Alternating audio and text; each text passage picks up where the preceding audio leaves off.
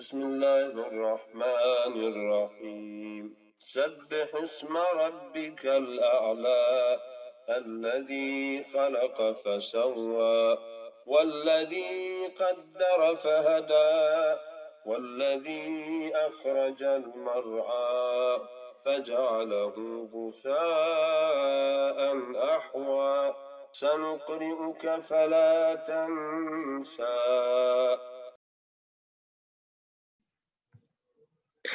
بسم الله الرحمن الرحيم الحمد لله رب العالمين والصلاة والسلام على سيدنا ونبينا محمد وعلى آله الطيبين الطاهرين واللعنة الدائمة الأبدية على أعدائهم أجمعين إلى قيام يوم الدين. رب اشرح لي صدري ويسر لي أمري واحلل عقدة من لساني يفقه قولي.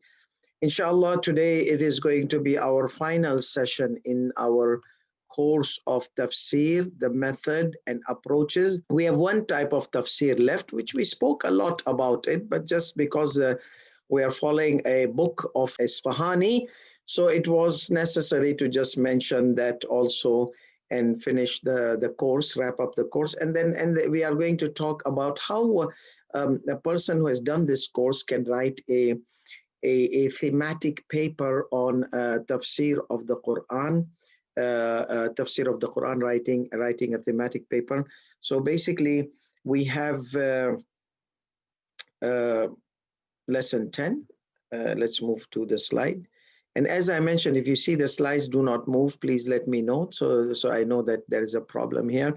So again, the method of tafsir, we said that there are rejected false method, there are accepted method, reliable method. We have tafsir bil ra'i, which we are going to take today, the mere opinion, okay, which was condemned and rejected by our a'immas alayhimus salatu wassalam. And then some types of tafsir al-ishara, we said hocus pocus, like those kind of batini tafsir, yesterday we spoke about, and some kind of rejected tafsir of scientific tafsir, which is based on mere theories and not facts and figures. And then we have reliable tafsir, which is basically the tafsir where the methods are reliable. So we incomplete, the reason is because we take one thing, like we only take Quran, or we only take authentic hadith, or we only take concepts of the intellectual society and not common sense and logical arguments. And then we said that accepted tafsir al-ishara is one of the methods, and then accepted scientific, which we have facts and figures to do the interpretation of the ayat. When we mix them all together and we make them harisa or kitra or like kind of a mixture of it, then we come with the comprehensive tafsir, which is ijtihadi. So now let's take this tafsir bil ra'i. Tafsir bil ra'i is strictly forbidden. Strictly forbidden. Like you say, I think, I believe, my logic says, my idea says, my thought says, my common says, people common sense. All these are tafsir bil ra'i because common sense has no foundation. Intellectual concepts are used, but not common sense. We said common could be corrupt one day. Common could be injustice. Common could be evil. So should we use those things to present common? Allows alcohol abusing and alcohol and drugs. So should we allow that common to be to alter the ayat of the Quran? Say, oh, okay, this khamr was haram in that time because nowadays the common accepts the alcohol, so that is okay. So all these kind of things are the tafsir bil ra'i, just a mere opinion. Allah subhanahu wa ta'ala says, وَلَا تَقْفُ مَا لَيْسَ لَكَ بِهِ عِلْمٍ. Ilm is like a solid foundation, like ayat of the Quran, hadith, authentic hadith, intellectual society's concept like iron grid concepts and history or scientific facts or all those kind of things can be used. That is knowledge. Mere opinion is a probability. It's not knowledge. So do not follow that which you don't have knowledge. وَلَا تَقْفُ مَا لَيْسَ لَكَ بِهِ عِلْمٍ إِنَّ السَّمْعَ وَالْبَصَرَ. Your hearing, your eyes, and your heart, that is intellect, everything is going to be responsible on the day of judgment, accountable. So make sure that what you see and what you hear and what you feel and what you think are based on knowledge, then you give a judgment. Otherwise, you will be responsible, accountable on the day of judgment of converting the probabilities into facts and figures, and they are probabilities and not facts and figures. قُلْ إِنَّمَا حَرَّمَ رَبِّيَ الْفَوَاحِشَ. Allah subhanahu wa ta'ala made the indecent forbidden acts. Indecent acts, my Lord has made it forbidden. وَأَن تَقُولُوا عَلَى اللَّهِ مَا لَا تَعْلَمُونَ, and to ascribe on Allah subhanahu wa ta'ala or to attribute on him whatever you do not know. So this is something which these ayat indicate. These are few. We have a lot of other ayat also. So in the hadith, the mutawatir hadith narrated by Prophet Muhammad sallallahu alaihi wasallam and the infallible Imams alayhi salam, mentioning whoever does it, like tafsir bil ra'i, whoever gives an opinion of tafsir without knowledge, like without probabilities, mere opinion, should choose a place in the hellfire. Should choose the place in the hellfire. So whoever should choose a place in the hellfire becomes, or in some hadith, becomes a disbeliever, or becomes a deviated person, or away from the truth. It cannot be considered a tafsir of the Quran because it is mere personal opinion. So it is a not valid method of tafsir. So tafsir bil ra'i, totally. You can give probabilities, maybe Allah might have, maybe, but you cannot give decisive opinion based on what you think. The probabilities, people can give probabilities, people can give speculation, maybe, but then double check with the tafsir, double check with the experts in tafsir, scholars, that whether my thought was right or wrong. Like Sayyid al-Khuy Quddas as-Sirra, as I mentioned in my previous session, that when he was young, he said, I used to make probabilities. This ayat could mean this ayat could mean this, probabilities. And then I will go and check with the mufassirin to see, was my probability according to the tafsir given to by the scholars.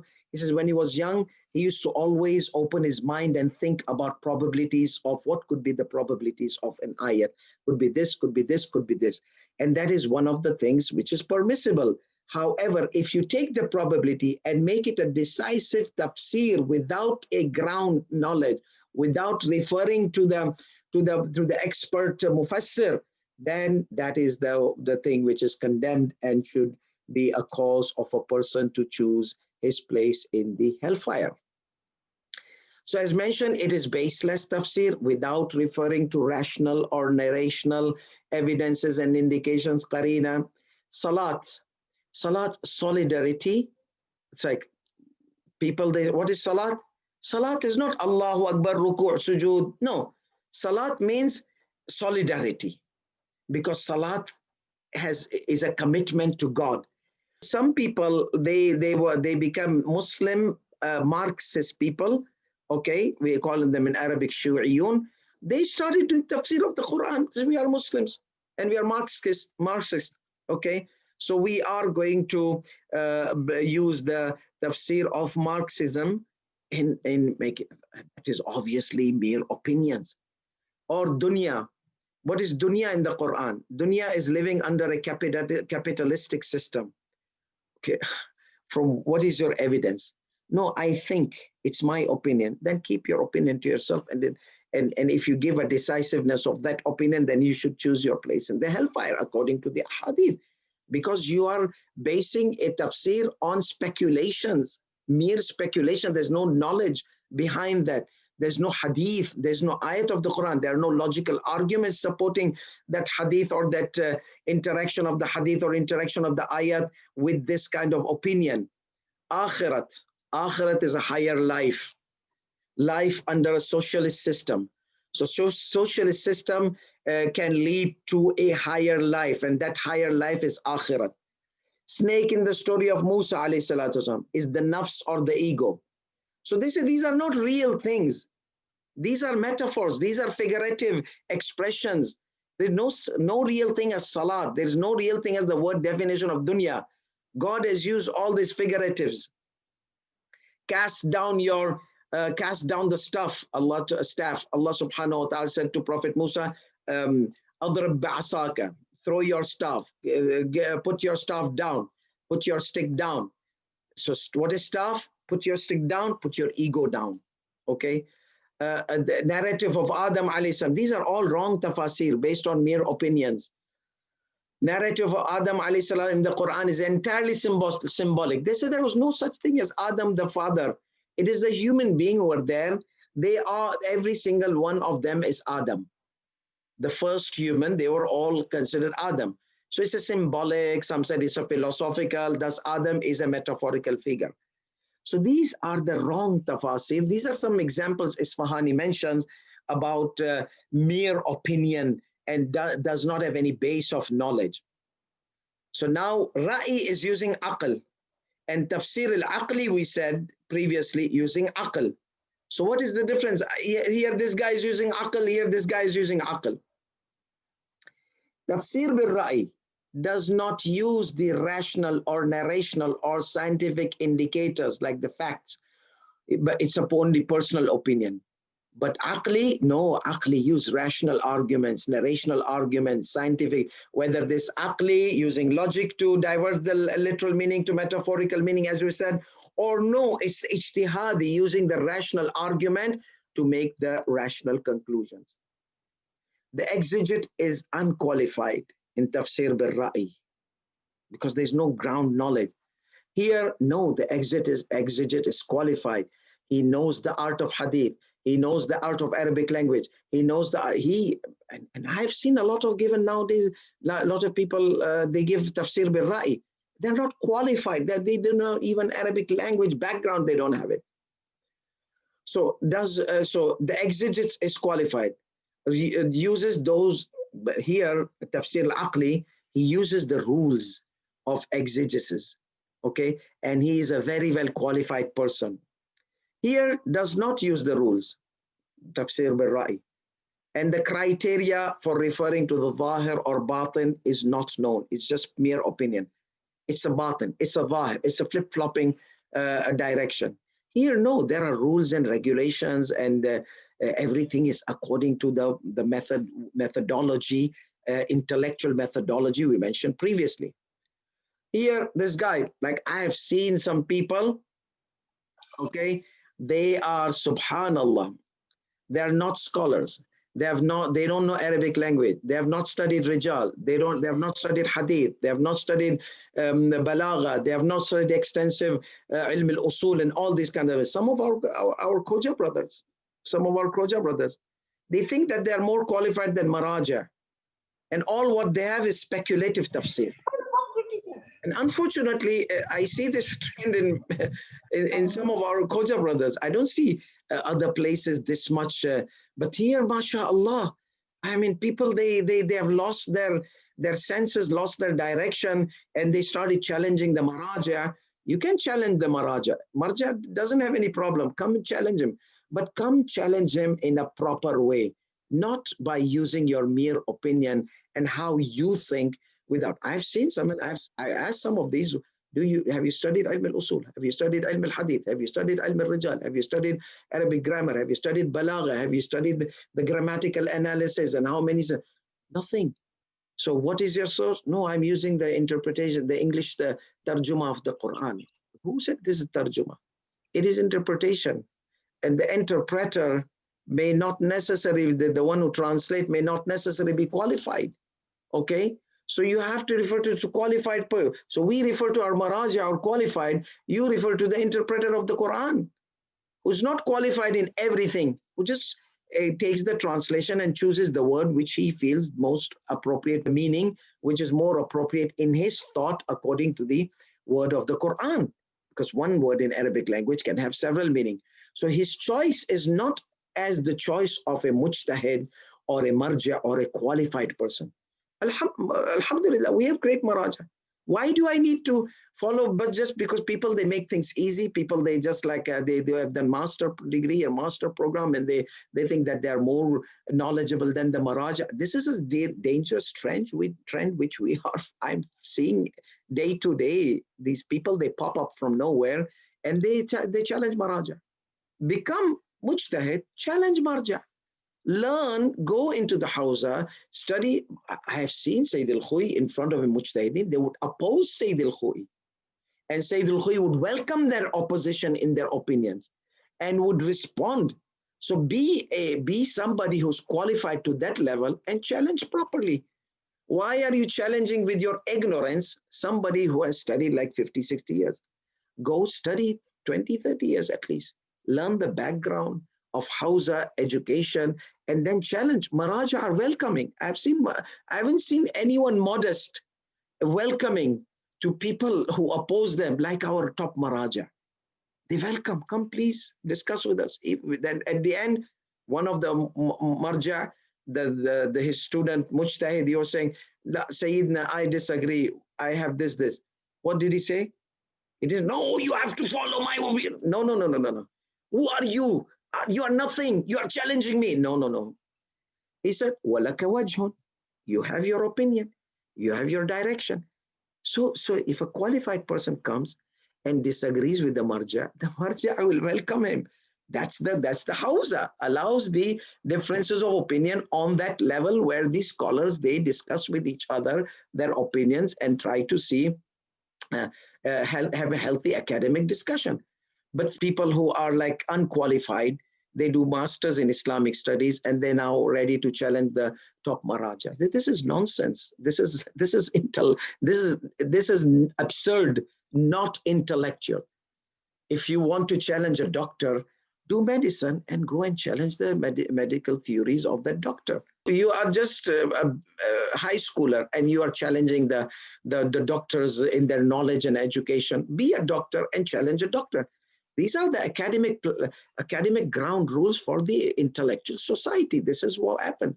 Why everywhere you respect the professionals? When it comes to Islamic Hausa science, you start challenging the Maraja. You start challenging, and you are not qualified.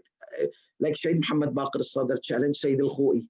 The giants challenging the giants. Sayyid Sistani challenged Sayyid al-Khu'i. Don't they have difference in opinion in moon sighting? So our Maraja, they challenge each other. They discuss each other in a very polite and healthy way because that's knowledge. That's our differences of opinion are challenged. But who challenged? So anyhow, let's come back to that. So these people who give tafsir bil ra'i, there are now many I'm seeing nowadays, they ignore the Arabic language, literature, and the whole art. These qualified people know, they are well versed in Arabic language. So what are the consequences of tafsir bil ra'i? Easy, promise punishment. If that person is intentionally, deliberately, knowingly doing it, he's committing haram. He's committing a great sin.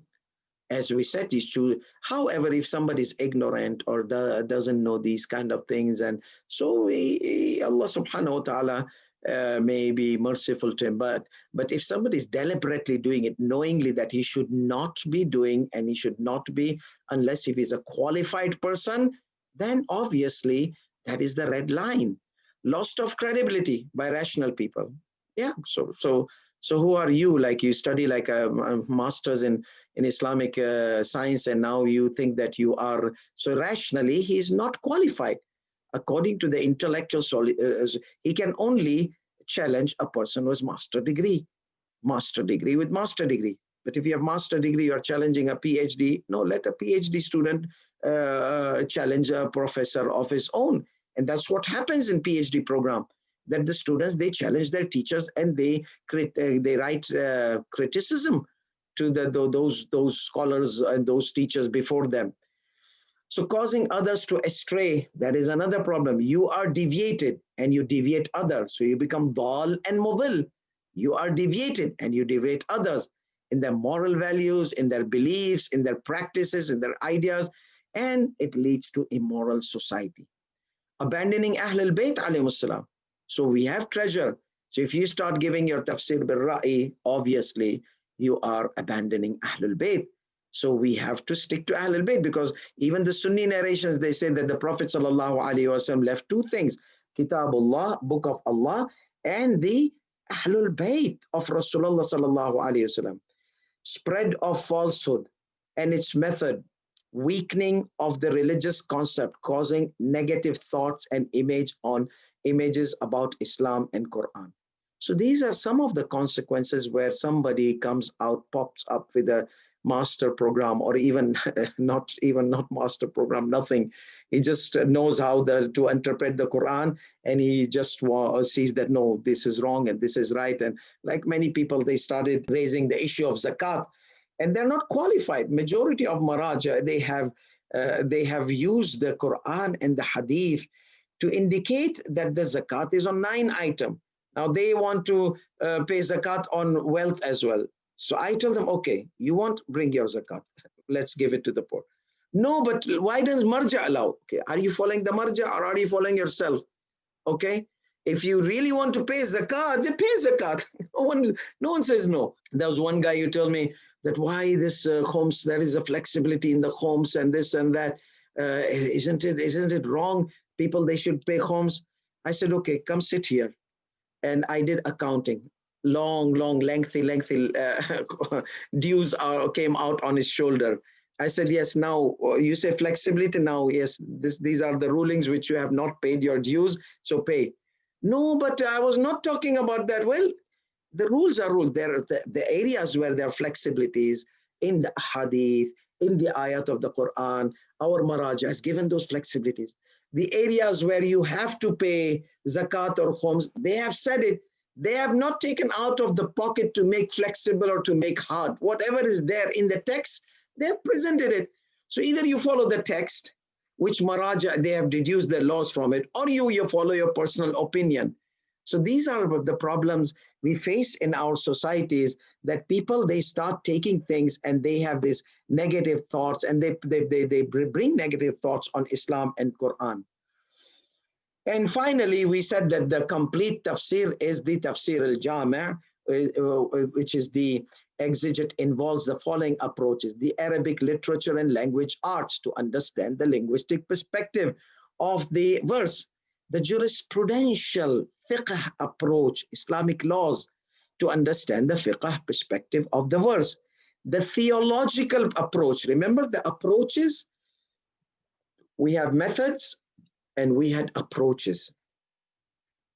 Linguistic approach, it was all the way in our first slide. I don't want to go back all the way in the first slide. Okay, so we had methods, we had approaches. So approaches were like, we said that what is your lens which you are going to analyze? Are you going to take this ayat, analyze it linguistically, check the metaphors in it, the balagha, the Arabic grammar, or you're going to check the lens of aqidah, ideology, you're going to find the things which are related to aqidah, or you're going to use the lens of fiqh. So your interest in this ayat is to find out what is there in the Islamic law, related to Islamic law in this ayat, or you are going to check something which is a historical, what is there of a history in this ayat, or you are going to, so there are different lenses of microscope, for example, or telescope. So what are you exactly looking for? So that will be your focus. The approach means what is your focus? So is your focus literature? Is your focus fiqh? Is your focus kalam? Is your focus history? Is your focus sociology? And we mentioned all those things before to understand the vision of the Quran for the society and the social world view. By involving as many approaches, the exegesis results are more richer and more comprehensive. So obviously, an ayat of the shaitan, you can look at the ayat metaphors in the ayat of the shaitan, or you can look at the history of shaitan. When was shaitan first found and when is he last found in the Quran? So it starts from before Adam alayhi salatu wasalam and ends until the day of judgment, where there is argument of shaitan in the Quran on the hereafter. And then you can take it from the sociological aspect. How does he affect on the society? Or you can take it on the economical aspect, how he causes the losses in the society. And you can take it from the moral aspect, how he causes the degrade of the society, and so on. So what is your lens? This is very important for when I'm going to talk about writing a paper. So now we talk about writing an academic paper. So writing an academic paper is very important, as I said. and we have tafsir, which are 200, 300 volume pages and 20 volumes. But nowadays, people, they want like sandwiches. Like Sheikh Al-Wa'ili, he used to say, there needs to be big meal of sandwich, and there needs to be appetizers, small, because there's not many people, they can go through the book of 300 pages or 200 pages. So what should we do? We have to provide small, like nowadays, the YouTube era, social media is, you can provide 3 to 5 minutes clip, not more, because people, they don't want to watch this lengthy lectures of Safdar Razi.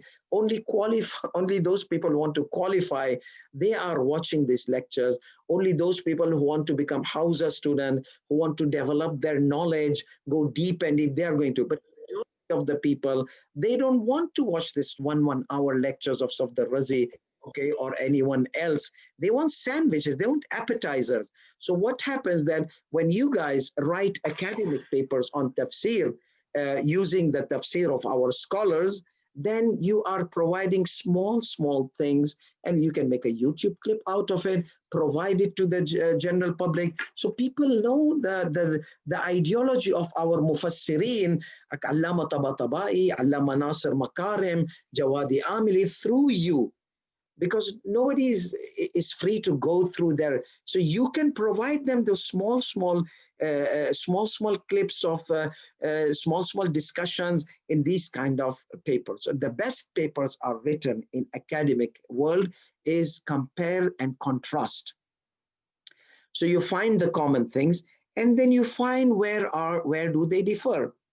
And then because you are referring to two professional scholars, you can say that I feel, or I am inclined, or it seems that Allama Tabatabai has stronger direction. God knows best. Or you can say Ayatollah Nasir Makarim has a stronger direction. So you can choose, as long as you are choosing between the two professional mufassir who has done work in tafsir. Or you can use the comparative argument between Sayyid al-Khoi and Allama Tabatabai in kalam of Allah to Prophet Musa alayhi salatu wasalam. How was that kalam? So Allama Tabatabai could go say it was a metaphor. Sayyid al-Khoi could say it was literal. How that you can explain, and then you can say that it seems that Allama Tabatabai's argument is stronger, but it seems you are not going to judge on a precisive.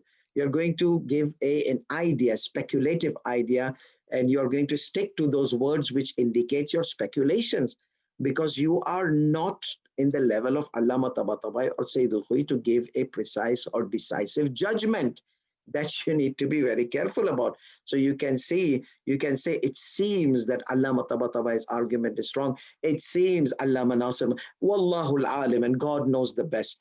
So I've seen in YouTube, mashallah, there are excellent mufassirin from Shias and Sunnis. When they give tafsir opinion, they always say, Wallahu al-alim. They said these scholars, they said these scholars, they said, and I am inclined toward this opinion. However, God knows best.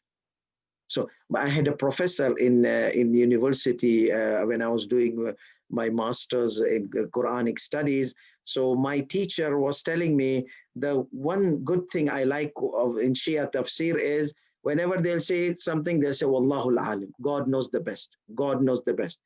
Because Westerns, they like to keep the room open for other opinions and other people to share their opinions. So they don't like decisiveness that you decide and that's it and finish. No, you leave the room for others also to think and allow their thought also to be accepted in the academic discussion. So your task will be to write an academic paper as you write in your high school, gymnasia, or university. So obviously, most of the students, they have to write papers in gymnasia or in high school or in university. The paper should not exceed 1,000 words. Remember lengthy things? No, these are practice papers. You write master thesis, you may go to 1,000 words. I mean, 100,000 words. You write PhD, you may go to 300,000 words. because there's more deep research, more you go in depth. But here you are going to take a topic, an ayat, you are going to compare to mufassir, and you can write like these papers continuously and give them on YouTube, because you are referring to two great scholars or three great scholars or four great scholars in tafsir. So that will give the paper richness, but still that conciseness needs to be there. So for the people, to lay people, to read your paper and try to understand it from different aspects. So by bibliography and footnotes, footnotes is very important. Whatever sentence you write in academic world, you need to say, is this yours or is this someone else? So if it is someone else's, make a footnote. You have this Word document. You can choose to write a footnote. I will show you, inshallah. So you can press the reference, and you will see footnote coming, and you write there. Make sure that include the opinions of the fuqaha. In conclusions, you can say it seems, and Wallahul Alim, God knows best. But make sure everything you write from whom you took. From Allama Tabatabai, from Ayatollah Nasir Makarim, from Ayatollah Jawadi Amuli, from who did you take? You have to write it down. That is amana, that is trust, that is the academic. So unfortunately, many of the Muslim books, they don't have footnotes. Nowadays, alhamdulillah, things are changing. But if you look into the old books, opinions are there. You don't know from which book it was taken. You don't know from which references. So as in Urdu says, kabada che. So, but now the things are changing. So make sure that you take the academic direction, that you are very much precise in transferring the information. The citation and footnotes are compulsory. It is necessary. If you don't write, you just write like your opinion, you will get straight F minus on your paper. References are important and compulsory, because you are not a mufassir. You are taking tafsir from a mufassir. So you need to tell us from whom you took the tafsir. Whatever you write, let us know from where you got it. Write abstracts. In Swedish, they call it referat. Like you have 5 paragraphs. You just summarize into 2 lines, 5 lines in a paragraph. That is called abstract. So you can do like that, but reference it. This was from this book. Or if you want to put the exact quotation of a mufassir, write in these 2 quotation marks. Okay, Citation, they call it. Citation marks. Okay, 2 quotation marks. That is a quotation. That's not your words. Abstract is your words. You have juiced the information out, a juice. This, no, you have exactly kept the apple exactly as they are in the article. So there's a juice, that's abstract. That is the whole apple you keep in that. Then you have to keep it in the quotation marks. So write abstracts, referat, and compare.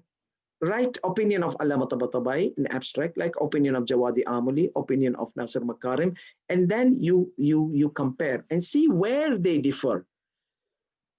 So you say Ayatollah Nasir Makarim says this, however, Jawadi Amuli says that. And Allama Nasir Makarim agrees with Tabatabai or agrees with Jawadi Amuli, or no, he has a third opinion. So be creative in your, put them in wrestling court, and let them wrestle their opinions, and then you give conclusion. Choose a topic, for example, ruh, but be precise. In academic paper, you have to be precise as much as possible. Don't let it loose. Then you get lost in the definitions and lost in the topics and lost in the ayat. So ruh or Jannah or peace or shaitan. Let's take shaitan. So shaitan, what do you want to talk about shaitan? Again, remember the approaches? I want to take this ayat and discuss literally about balagha, how the linguistics, different linguistic, they take the beauty of this ayat, the literal beautification, because Quran is all about beauty. Or no, you want to take the history of this ayat, the shaitan. The shaitan is first found here. How does Jawadi Amuli look at it, at the history of the shaitan? How does, say, Allama Tabatabai? Or no, the social impact on the community, negative impact. How does Allama Tabatabai look? How does this? So you take an approach. Remember the first lesson I mentioned approaches. You have to choose approach. If you not choose approach, this doesn't have a good value for your academic paper. It will get too wide and broad. You have to keep it narrow it down, and just go discussing with its narrow. So that is what you need to do. So select an approach. What will be your approach? So you select a topic, number one, select the approach, and then select the method. It is going to be scientific method. It is going to be Quranic method. It is going to be from the hadith, or it is going to be complete ijtihadi, like from all the aspects. Quran indicates that this ayat has this meaning, but hadith says this. However, in the history, this event happened like that. However, the logical arguments does not accept this interpretation. So we have to take Allama Tabatabai says this opinion is not right because it contradicts the pure logic. So therefore, we have to bypass this opinion to another opinion. I know this is difficult for many people, but then you can start practicing. Okay, choose simple topics in the beginning, and let your scholar look at it. Okay, and then he will give you direction. No, why you have done this, why you have done that. So mashallah, you have lots of scholars available in our world. You have Sheikh Shumali, you have Sheikh Bahmanpur. You have a lot of ulamas of tafsir who know English language, and they would be able to help you and direct you if you said, but don't make big papers. We said 1,000 words, that's about 2 papers, okay? 2 pages. It will be easier for them to go through. The scholars which you have in the communities who are expert in tafsir and they know English language, you try to consult them and see how would they guide you and direct you. So select a method. So choose a topic, choose an approach. What lens? Remember lenses? And choose a method.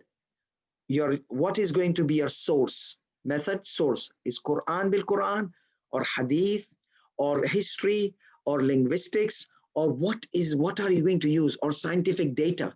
What are you going to use to explain this ayat which is in your hand? Now the structure of the paper. This is the art of writing. That was the content. This is the art of writing. Okay, so choose font 12 times New Roman. This is what they require at the universities when you write papers. Normally, you might have a different university, they have different method, but this is what was practiced in most of the universities. Choose at least 2 exegetes, at least. You can choose more. But remember, you have 1,000 words. So make sure that even if you choose 5 exegetes, you are summarizing everything into 1,000 words. So you can just Tabatabai, Ayatollah Nasir Makarim. Now, the structure. The structure of a paper, you will have to have introduction, and you will have to have conclusion, and you have to have content.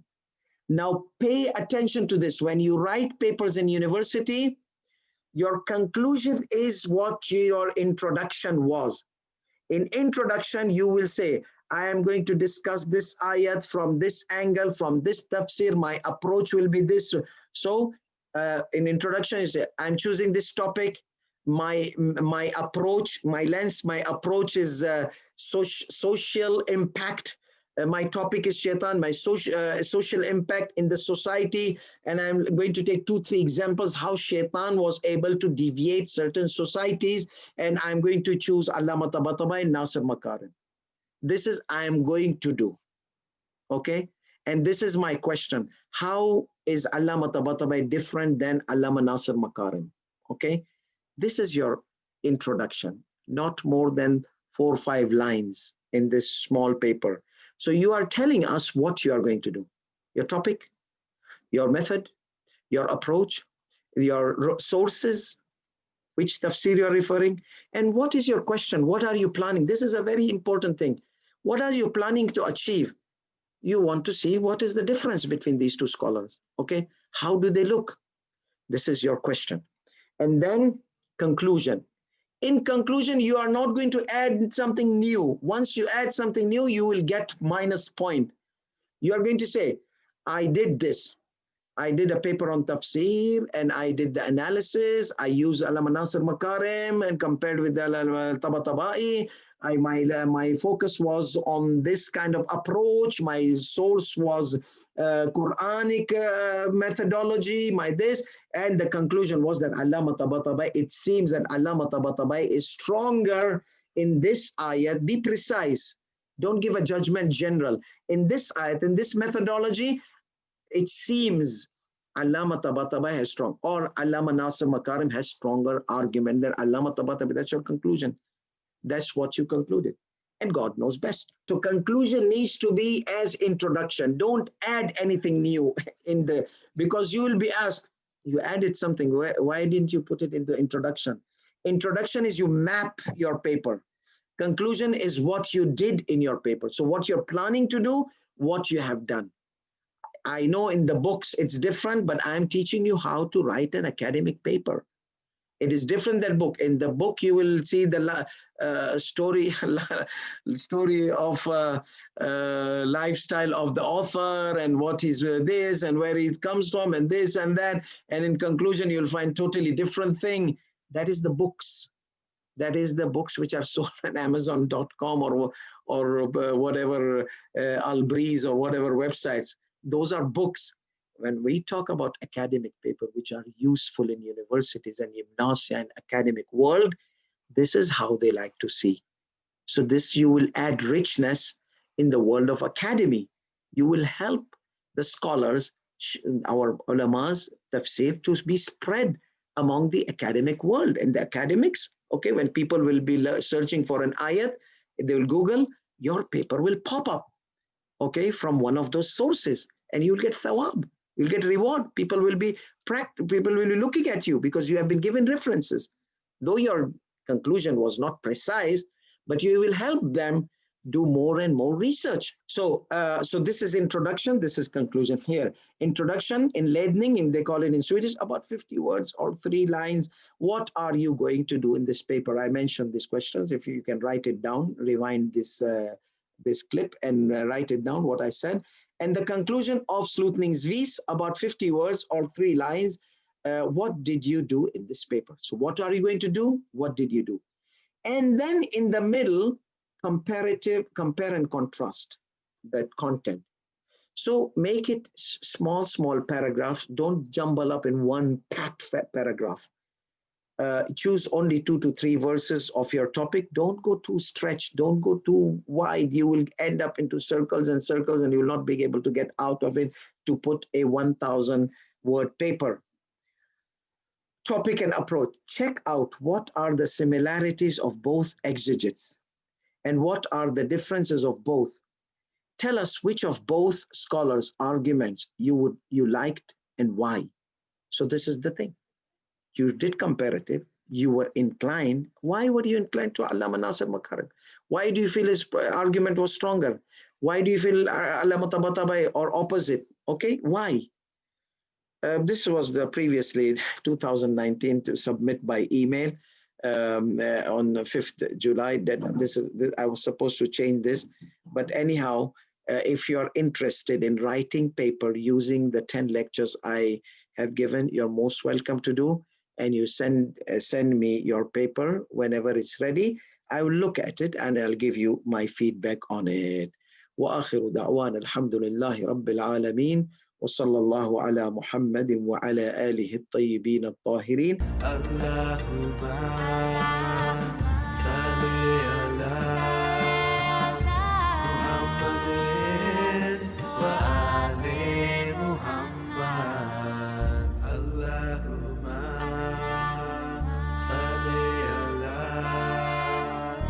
محمد وآل محمد.